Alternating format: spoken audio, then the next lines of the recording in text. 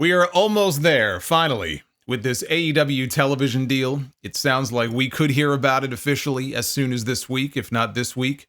Then the 5-year anniversary of Dynamite is next week, and that would be a good time for it as well. But this week, there was a story in Puck, which is a premium newsletter for the entertainment industry. I believe it was the one that Mark Shapiro of Endeavor called his Bible once. All the big wigs read it. It had a report that David Zaslav of Warner Brothers Discovery is starting to spend some of that money he saved on the $1.5 billion NBA deal that didn't happen, including AEW programming. It says they are close to finalizing a package for a 4-year deal with 3 years guaranteed plus an option year, which is not unlike the deal that AEW had before. They had an option year that Warner exercised, and that's why when everybody last year thought there was going to be a new deal announced, there wasn't one, because they got extended. With AEW shows to air on TNT, TBS, and truTV. And the report says that twice a week is when AEW would be airing. It doesn't give any sort of context or clarity to what the hell that means. I took that to mean that, twice a week, meaning replays of the shows would air maybe on truTV, which they are rebranding as a sports channel from 8 to 11 p.m. every night. From the sounds of it, AEW Rampage may be discontinued. So instead of 4 weekly shows, it would be 2 on the Warner networks, that being Dynamite and Collision. And then possibly a third show that would be under the AEW Shockwave name, being shopped around to other places, including Fox, since there is said to not be the same exclusivity clause this time in the deal like there is right now. So they can negotiate with other partners for potential packages if they want to. And it sounds like that's what they're doing.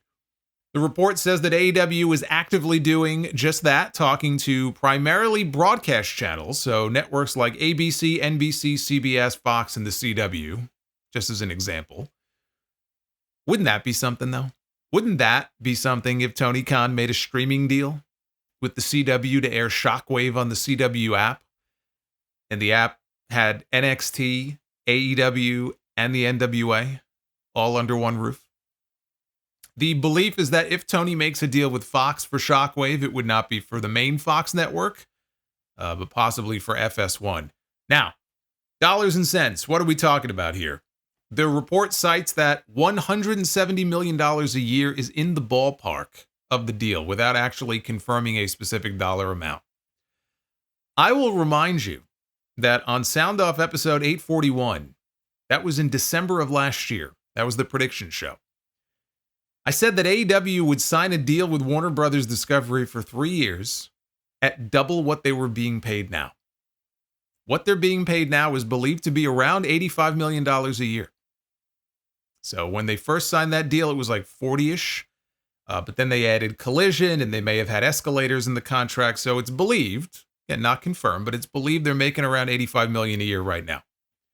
So if this all pans out, that would pretty much be exactly what they would be getting. Double for 3 years with a 4th-year option. Now, at $170 million a year, let's go with 3 years, okay, and say that Warner does not exercise the 4th year. That would be over $500 million. With the 4th year, the deal would total over $600 million. That is an incredible success for AEW. At a time when ratings are down, attendance is down, the product has never felt colder to me than it does right now. If they can grab $600 million from anyone, given everything I just said, that is an incredible achievement. And that is to say nothing of a second package with Fox or somebody else that would pay them additional money. So when all is said and done, AEW could very well be looking at a figure closer to $200 million every single year for its domestic television rights, which should all but guarantee their first profitable year. I mean, if they can't be profitable in 2025, then what are we doing here? And that may not even include the money they get for their pay-per-views. The Puck report had no mention of streaming on Max. So we don't know if streaming is going to be incorporated into this deal or if that would be negotiated as a separate deal for separate money. But AEW is all but guaranteed to be streaming on Max. Andrew Zarian of the Mat Men podcast said as much the other day. He said that they will be streaming on Max come January, and it could even be sooner than that. But the plan right now is for January. He said the pay-per-views will be on there. It would not be exclusive to Max, so the pay-per-views would be available in other places. I don't know if that still means Bleacher Report, Triller TV, YouTube. YouTube is how I've been ordering the last few pay-per-views, and it's been much better than Bleacher Report. No mention of the AEW library, though, being on Max. They need to have that library up there so people can have one centralized place where they can access all of the old pay-per-views and all the old Dynamites. So there are still a lot of questions to be answered. You know, will the library be on Max? Will people still have to pay $50 per pay-per-view on top of the Max subscription? Or can they just get the shows by paying for Max and nothing else? Will Ring of Honor be part of the deal in some way? Maybe they move Ring of Honor to True TV. I've heard nothing mentioned about Ring of Honor. Dynamite. We know Dynamite's going to stay on Wednesdays. What about, the format of the show? Is it going to expand to 3 hours? God, I hope not. But is it going to expand? Is it going to stay the same? Is Collision going to move nights? Is it going to stay on Saturdays? What night would Shockwave air? Is Rampage really gone for good? You know, with no exclusivity now, is that going to potentially pave the way for them to bring back AEW Dark? These are all questions that we still don't know the answer to. But make no mistake, I mean, this is great news for AEW. But it does not mask the very real problems that they still have. When you look at their numbers, the numbers are down. Okay, this is something that, people love to fuss about. And they get very upset when you say anything negative about AEW. But the reality is the ratings are down. The attendance is down. They're about to run Arthur Ashe Stadium for the 4th time with a new record low attendance for the venue. I mean, they need people out there this week here in New York, the next few days doing media for that show. Maybe they could do good walk-up business. Maybe they can get up around 7,000 or 8,000. But even at 7,000 or 8,000 people, which for any other Dynamite would be fucking amazing, even that is still down from last year, and the year before that, and the year before that. Those are the trend lines right now for this company. The numbers don't lie. Scott Steiner said it best. The numbers don't lie. And this is not Steiner math. This is basic math. Okay, they tell a story. They probably tell a better story than any story they have on television right now. It might not be a story they like, but it's staring them right in the face. This is a company that has a lot to hang their hat on. They put another 50,000 people in Wembley Stadium last month, or thereabout.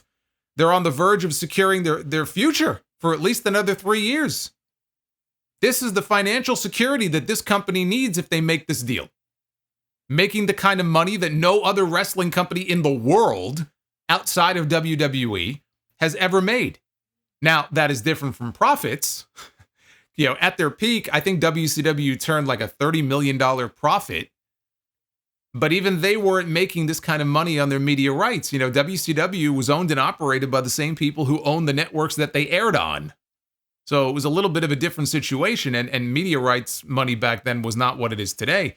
If WCW at its absolute peak, okay, so we're talking 97, 98, was operating today, the money they could get for their rights to Nitro and Thunder would be astounding. But that's just not how it was back then. So AEW has a lot that they can look at and be proud of. Next year, they're going to be running even more stadium shows. But the product is cold. It is not what it used to be. Just look at the numbers. And if you don't believe me, that's all you need to do. And if those numbers get them $200 million a year, imagine how much more they can get on their next deal if they can turn all of that around. That's what I would like to see.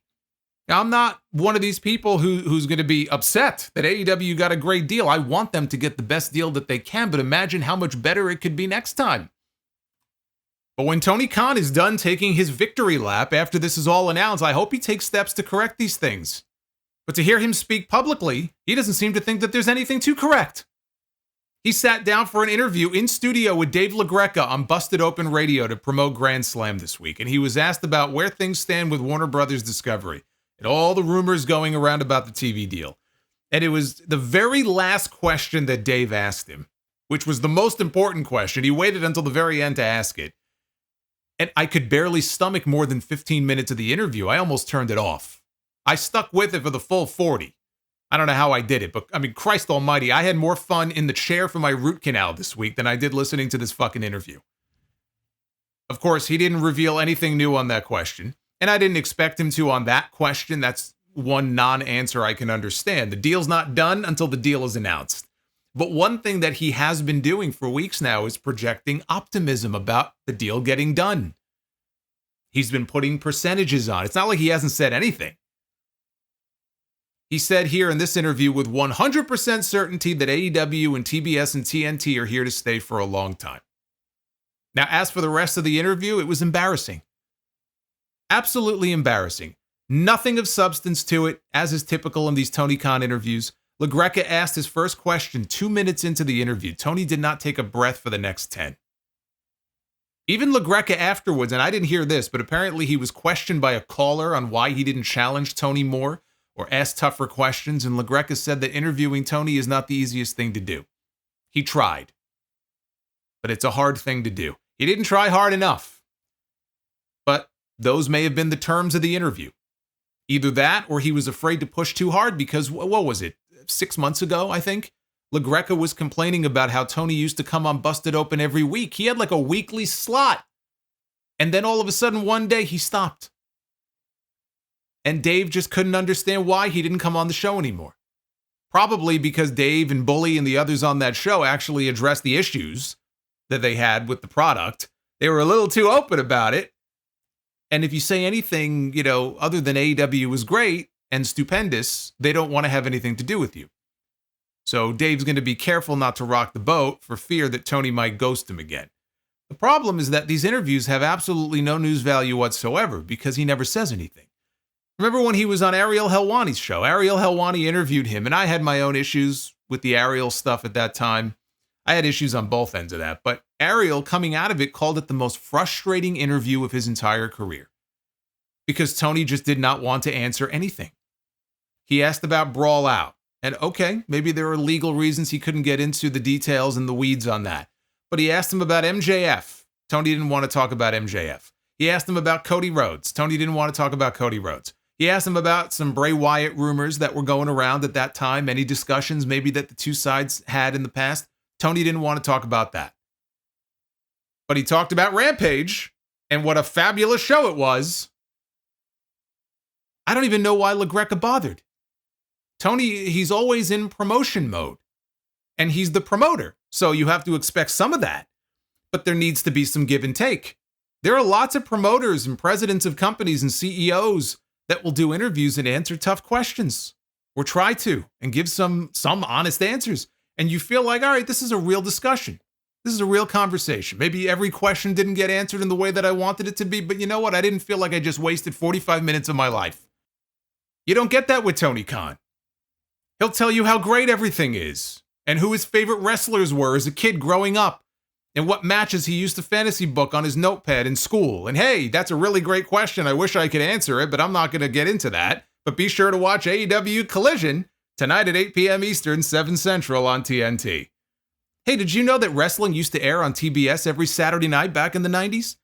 AEW doesn't air on TBS on Saturdays. It airs on TBS on Wednesdays at 8, 7 Central. But it's so cool that we've been able to bring back wrestling to Saturday nights again on TNT at 8 p.m. Eastern, 7 Central.